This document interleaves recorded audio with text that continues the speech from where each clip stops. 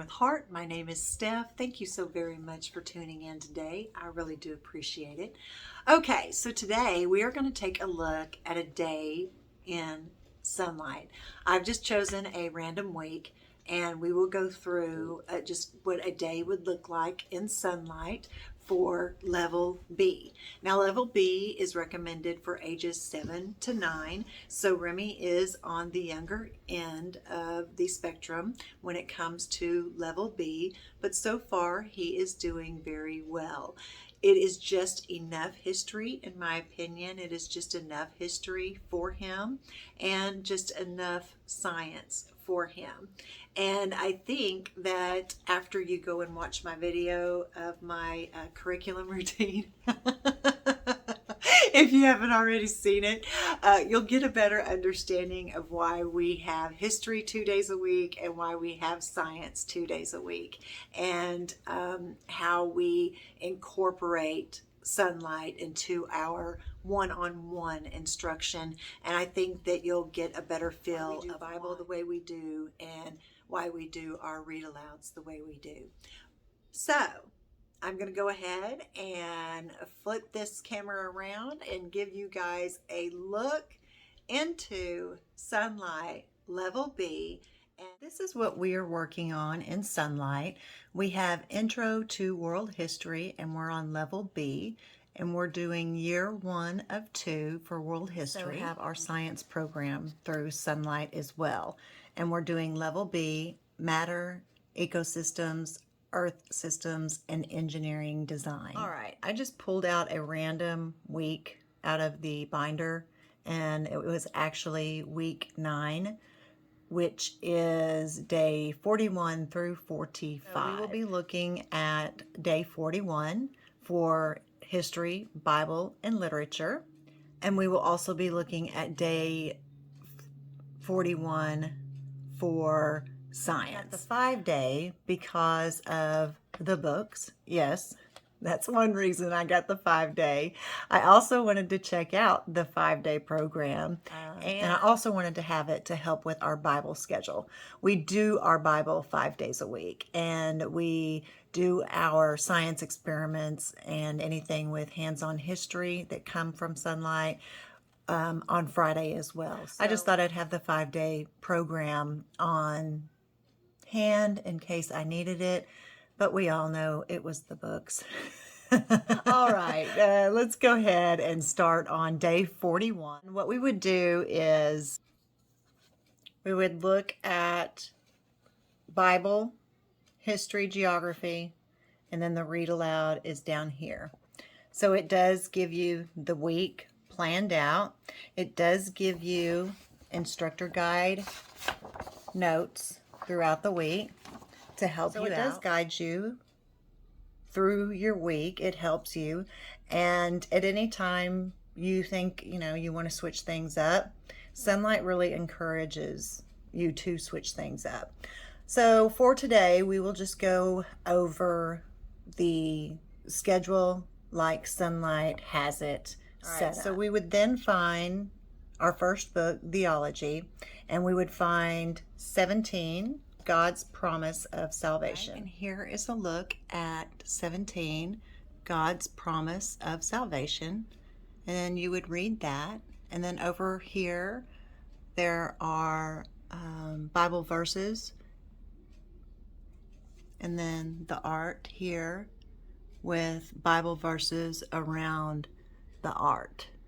And the Bible verses usually coincide with the week's lessons. Then you could look for any instructions in your instructor's guide, but most of the time it just gives the Bible verse.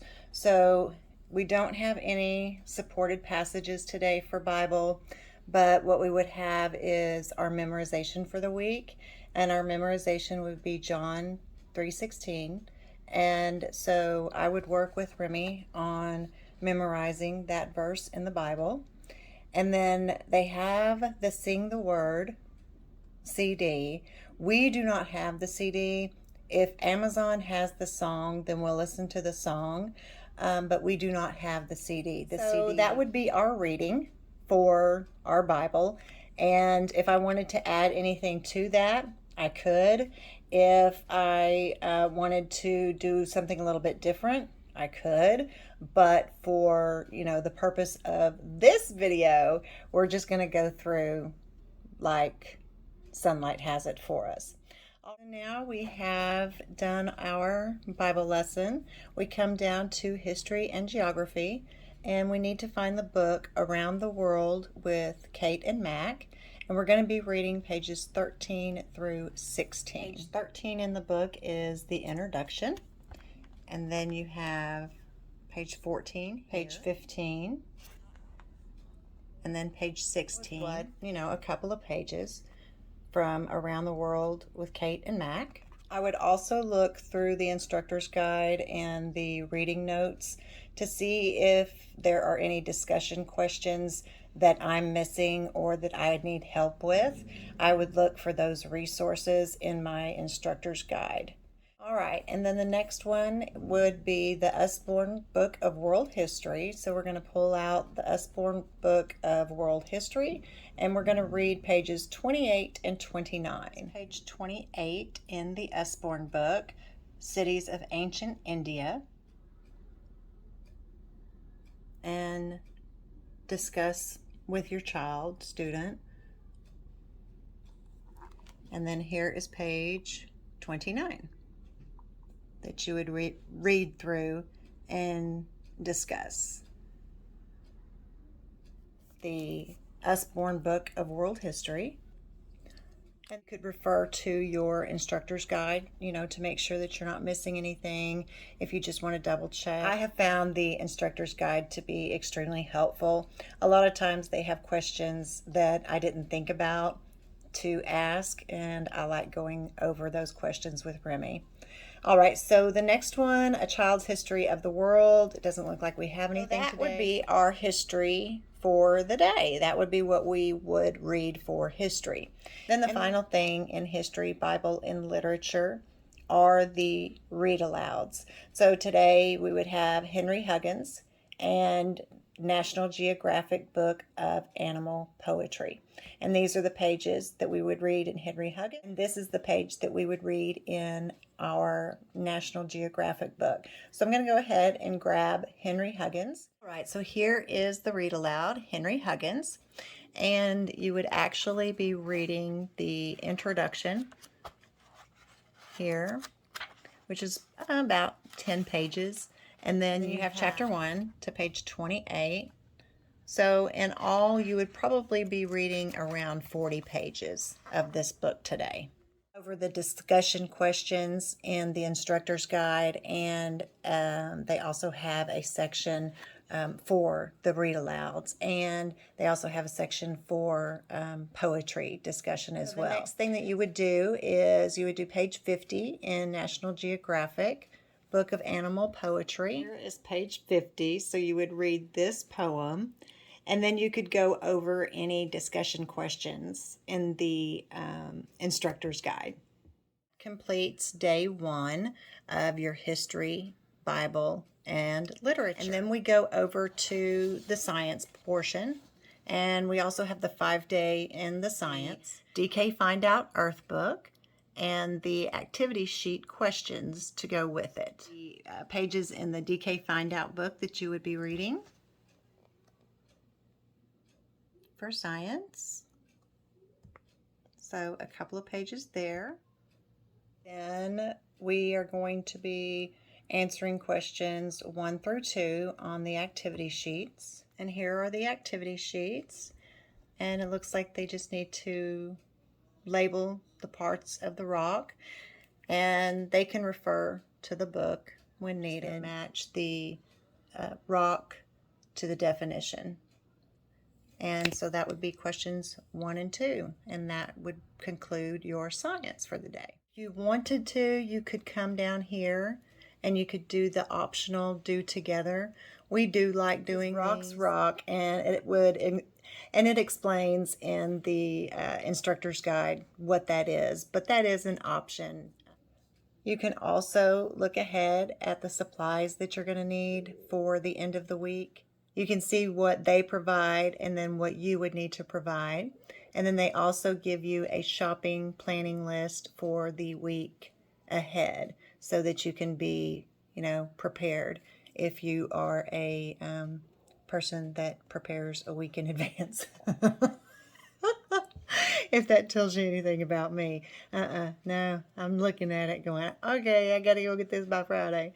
Anyway, all right, so that is the Sonlight site. Thank you so very much for watching. I hope that that gave you a better idea of how much reading is involved in Sonlight and what you can expect from Sonlight. If you're not using it and you're thinking of using it, I would love to hear from you down at the bottom. If you would comment and let me know, that would be awesome. If you are somebody that uses it, I'd love to hear from you too. And the way we use Sonlight is we have history 2 days a week and we have science 2 days a week. We do not have our read aloud in our 2-hour one-on-one instruction.